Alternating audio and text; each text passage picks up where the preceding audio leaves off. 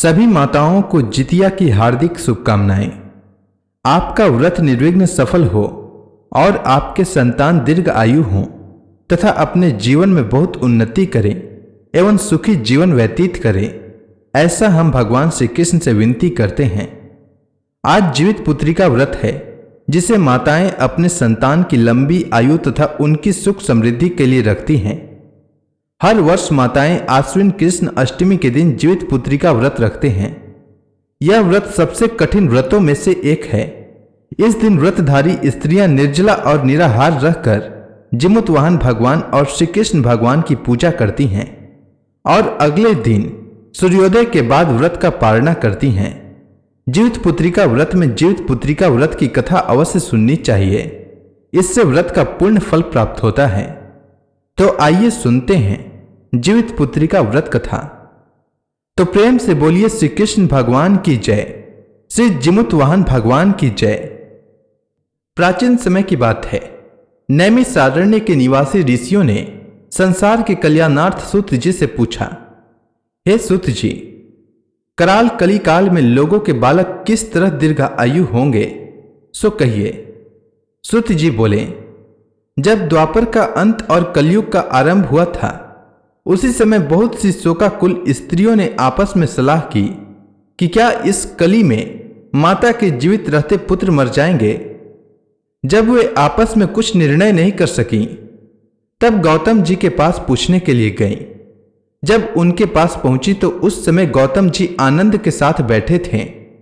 उनके सामने जाकर उन्होंने मस्तक झुकाकर प्रणाम किया। तदंतर स्त्रियों ने पूछा, हे प्रभु, इस कलयुग में लोगों के पुत्र किस तरह जीवित रहेंगे? इसके लिए कोई व्रत या तप हो तो कृपा करके बताइए। इस तरह उनकी बात सुनकर गौतम जी बोले, आपसे मैं वही बात कहूंगा जो मैंने पहले से सुन रखा हूं। गौतम जी ने कहा, जब महाभारत युद्ध का अंत हो गया और द्रोण पुत्र अश्वत्थामा के द्वारा अपने बेटों को मरा देखकर सब पांडव बड़े दुखी हुए, तो पुत्र के शोक से व्याकुल होकर द्रौपदी अपनी सखियों के साथ ब्राह्मण श्रेष्ठ धौम्य के पास गई और उसने धौम्य से कहा, हे विपेंद्र, कौन सा उपाय करने से बच्चे दीर्घ आयु हो सकते हैं, यह आप कृपा करके ठीक ठीक कहिए। धौम्य बोले, सत्युग में सत्य वचन बोलने वाला, सत्याचरण करने वाला समदर्शी जीमूत वाहन नामक एक राजा था। एक बार वह अपनी स्त्री के साथ अपनी ससुराल गया और वहीं रहने लगा। एक दिन आधी रात के समय पुत्र के शोक से व्याकुल कोई स्त्री रोने लगी, क्योंकि वह अपने बेटे के दर्शन से निराश हो चुकी थी। उसका पुत्र मर चुका था। वह रोती हुई कहती थी, हाय, मुझ बूढ़ी माता के सामने मेरा बेटा मरा जा रहा है। उसका रुदन सुनकर राजा जीमूत वाहन का तो मानो हृदय विदीर्ण हो गया। वह तत्काल उस स्त्री के पास गया और पूछा, तुम्हारा बेटा कैसे मरा है? बूढ़ी ने कहा, गरुड़ प्रतिदिन आकर गांव के लड़कों को खा जाता है। इस पर दयालु राजा ने कहा, माता, अब तुम रो मत, आनंद से बैठो, मैं तुम्हारे बच्चे को बचाने का यत्न करता हूं। ऐसा कहकर राजा उस स्थान पर गया जहां गरुड़ आकर प्रतिदिन मांस खाया करता था। उसी समय गरुड़ भी उस पर टूट पड़ा और मांस खाने लगा।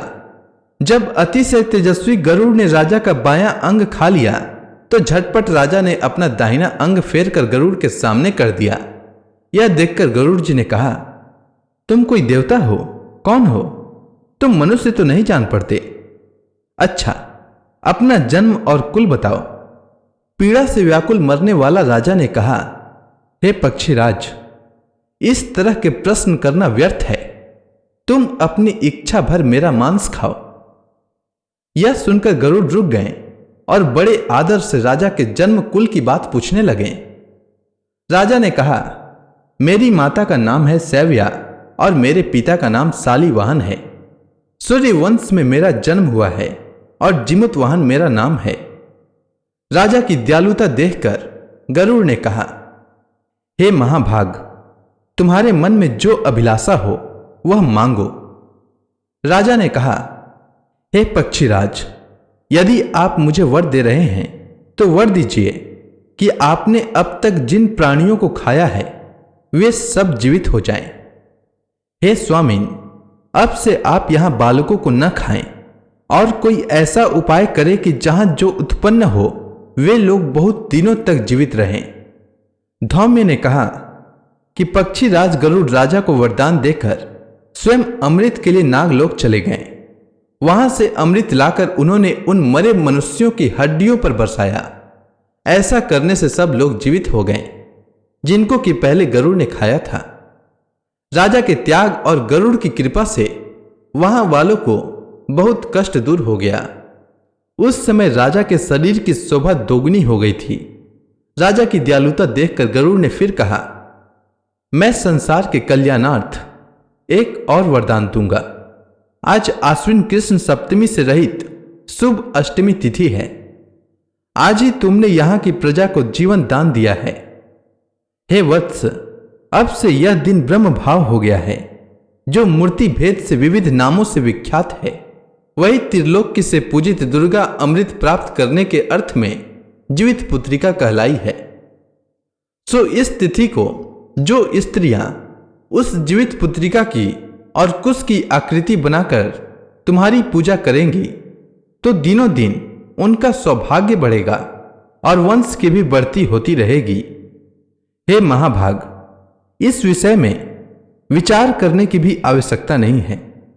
हे राजन, सप्तमी से रहित और उद्या तिथि की अष्टमी को व्रत करें, यानी सप्तमी विध अष्टमी जिस दिन हो उस दिन व्रत न कर शुद्ध अष्टमी को व्रत करें और नवमी में पारण करें। यदि इस पर ध्यान न दिया गया तो फल नष्ट हो जाएगा और सौभाग्य तो अवश्य नष्ट हो ही जाएगा। जिमुत वाहन को इस तरह वरदान देकर गरुड़ वैकुंठ धाम को चले गए और राजा भी अपनी पत्नी के साथ अपने नगर को वापस चले आए। धौम्य द्रौपदी से कहते हैं, हे देवी, मैंने यह अतिशय दुर्लभ व्रत तुमको बताया है। इस व्रत को करने से बच्चे दीर्घ आयु होते हैं। हे देवी, तुम भी पूर्वोक्त विधि से यह व्रत और दुर्गा जी का पूजन करो तो तुम्हें अभिलाषित फल प्राप्त होगा। मुनिराज धौम्य की बात सुनकर द्रौपदी के हृदय में एक प्रकार का कौतूहल उत्पन्न हुआ और पूर्ववासिनी स्त्रियों को बुलाकर उनके साथ यह उत्तम व्रत किया। गौतम ने कहा, यह व्रत और इसके प्रभाव को किसी एक चिल्ही ने सुन लिया और अपनी सखी सियारिन को बतलाया। इसके बाद पीपल वृक्ष की शाखा पर बैठकर उस चिल्ही ने और उसी वृक्ष के खोते में बैठकर सियारिन ने भी व्रत किया। फिर वही चिल्ही किसी उत्तम ब्राह्मण के मुंह से यह कथा सुनाई और पीपल के खोते में बैठी हुई अपनी सखी को सुनाया। सियारिन ने आधी कथा सुनी थी कि उसे भूख लग गई और वह उसी समय 100 से भरे हुए शमशान में पहुंची। वहां उसने इच्छा भर मांस भक्षण किया और चिल्ही बिना कुछ खाए पिए रह गई और सवेरा हो गया। सवेरे वह गौशाले में गई और वहां गौ का दूध पिया। इस तरह नवमी को उसने पारण किया। कुछ दिनों बाद वे दोनों मर गईं और अयोध्या में किसी धनी व्यापारी के घर में जन्मी। संयोग से उन दोनों का जन्म एक ही घर में हुआ, जिसमें सियारिन ज्येष्ठ हुई और चिल्ही छोटी हुई। वे दोनों सभी शुभ लक्षणों से युक्त थीं। इसलिए बड़ी लड़की काशीराज के और छोटी उनके मंत्री के साथ ब्याही गई। पूर्व जन्म के कर्म फल से वह मृगनयनी रानी हुई। जिस किसी भी संतान को उत्पन्न करती वह मर जाती थी और पूर्व जन्म की बातों को स्मरण करने वाली मंत्री की पत्नी ने अष्टवसुओं के सदृश तेजस्वी 8 बेटे उत्पन्न किए और सभी जीवित रह गए। अपनी बहन के पुत्रों को जीवित देखकर ईर्ष्यावश राजपत्नी ने अपने स्वामी से कहा कि यदि तुम मुझे जीवित रखना चाहते हो तो इस मंत्री के भी पुत्रों को उसी जगह भेज दो जहां कि मेरे बेटे गए हैं, अर्थात इन्हें मार डालो। यह सुनकर राजा ने अपने मंत्री के पुत्रों को मारने के लिए कई तरह के उद्योग किए, पर मंत्री पत्नी ने जीवित पुत्रिका के पुण्य बल से बचा लिया। एक दिन राजा ने अपने आदमियों से उन पुत्रों का सिर कटवाकर पिटारी में रखवाया और वह पिटारी उनकी माता के पास भेज दिया, किंतु वे 8 सिर बेशकीमती ज्वारात हो गए। और भले चंगे वे 8 लड़के अपने माता के सामने वापस चले गए। उनको जीवित देखकर राजपत्नी को बड़ा विस्मय हुआ। अंत में वह मंत्री की पत्नी के पास आई और उनसे पूछा, बहन, तुमने कौन सा ऐसा पुण्य किया है जिससे बार बार मारे जाने पर भी तुम्हारे बेटे नहीं मरते हैं? इस पर मंत्री की पत्नी ने कहा, पूर्व जन्म में मैं चिल्ही थी और तुम सियारीन। हमने और तुमने साथ साथ जीवित पुत्री का व्रत किया। तुमने व्रत के नियमों का भली भांति पालन नहीं किया था और मैंने किया था। इसी दोष से बहन तुम्हारे बेटे नहीं जीते हैं। ओ राजरानी, अब भी तुम उस जीवित पुत्री का व्रत को करो तो तुम्हारे बेटे दीर्घ आयु होंगे।